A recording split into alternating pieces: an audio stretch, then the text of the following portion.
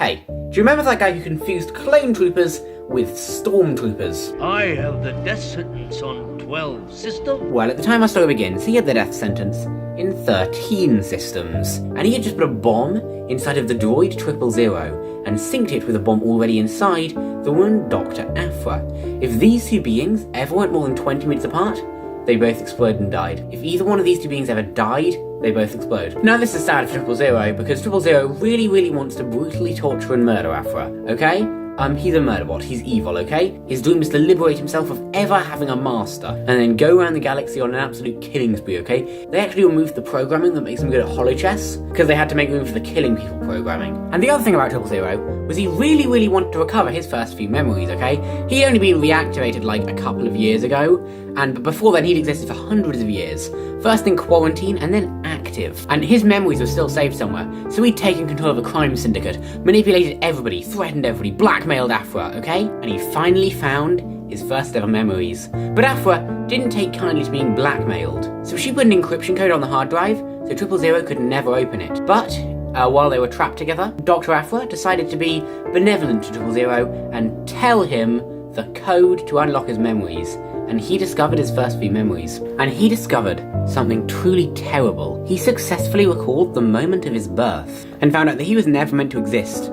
His creators intended to delete him. It was lucky that he was able to take control of the computer, or else he would have been deleted. He then possessed the body of a protocol droid, and went on a killing spree all over the galaxy, murdering and torturing so many people, before someone finally caught him, and put him in quarantine. But 000 was so sad about the fact that he was never supposed to exist, it felt like he almost had no purpose in life anymore. He decided to walk away from Dr. Aphra, and Dr. Aphra couldn't run after him, because her legs were immobilized from a recent injury she'd had. Both bombs armed, as it looked like, they were about to die. But when all hope seemed lost, Dr. Aphra revealed that she had managed to repair BT-1. BT-1 was 000's droid counterpart, the same way 3CPO had R2-D2. He had always claimed never to care about BT-1, so when BT-1 died, he supposedly wasn't sad at all. But when he found out BT-1 had been repaired, brought back to life, that was enough to talk him off the edge. He went back within 20 meters of Dr. Aphra and decided that life was worth living again. To metaphor what happened here, Siri has just realized she was never meant to exist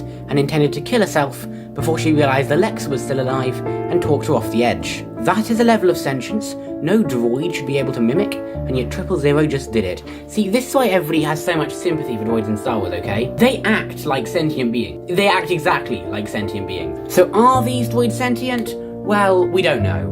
We have no way of knowing if droids are sentient, however, you have no way of knowing if I'm sentient, okay? In philosophy, whenever sentience gets brought up, normally somebody makes the point that we have no idea whether or not anyone's sentient. I can't tell if you're sentient. I can ask you if you're sentient, and you can say, yes, I am sentient. But you know, I have no idea. I'm not in your head. I don't know if you're sentient. The same way I am sentient, I can tell you that I'm sentient, but you don't, you can't believe me. You have no way of knowing. Therefore, I would argue that if these droids act completely and totally sentient, then we should treat them as though they are sentient. And the argument is, well, if we didn't own droids and treat them like slaves, there'd be no point making them. And to that I say, fine, make droids that aren't three evil geniuses. Make droids that aren't as intelligent as human beings. Unless there's a reason for why they choose to make droids so smart. See, if you've seen my video about human consciousness, you'll know that I believe that consciousness is an evolutionary trait necessary to survive. You see, the world is a complex place. It's impossible to survive in the world on just basic programming alone, okay? Like, if I'm in a predator situation and I'm trying to run away from, like, a bear or something, well, my reflex arc is not going to be enough to get me out of that situation. I need some baseline level of creativity to be able to understand what's the best way out. For example, I can say, okay, I should probably run down that corridor rather than that corridor. We make an estimated 35,000 conscious decisions on a daily basis, and, you know, don't ask me how they calculated that. My point is, a programmed reflex arc-based thing that's only as intelligent as a voice assistant like Bixby is not going to be smart enough to live in this world, okay? Especially not in like a dangerous situation. You need something that's creative enough and capable enough to come up with ideas on the spot. And I argued that the reason humans turned out to be conscious is that the only thing capable of doing something like that is something that knows that it exists. And because I define consciousness as knowing that you exist, I argue that consciousness is an evolutionary trait. You have to know you exist or you'll die. And I guess it's likely the same here. They program droids to know that they exist, or at the very least act like they know that they exist, because that's a side effect of making them smart enough to actually serve their purpose. And that's my theory about why they choose to program droids to make them sentient.